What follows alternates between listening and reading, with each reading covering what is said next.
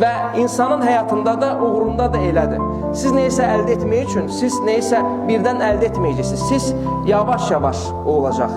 İnsan hansı ki, deyir ki, birdən neysə əldə edeyim, birdən qabağa keçeyim, bunu eləyim, o, yəni, ola bilər ki, kimi üçünsə o mümkündür. Ancaq o itirəndə də birdən itirir. Çünki neysə əldə eləyəndə birdən əldə eləmək istəyir.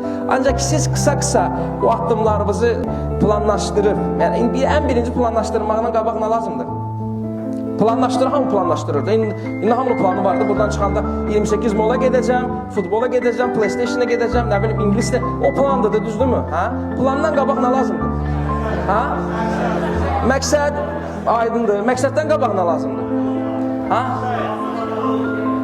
Ən birinci sən bilməlisən ki, sən nə istəyirsən. Ən vacibi odur. Sən məqsəd qoya bilərsən, çoxlu məqsədlər qoy. Hamının məqsədi var da, nə olsun? Ancaq söhbət gedir, sən nə istəyirsən? Yəni istədiyini sən birinci bəlli et, sonra məqsədini qoy, sonra planlaşdır.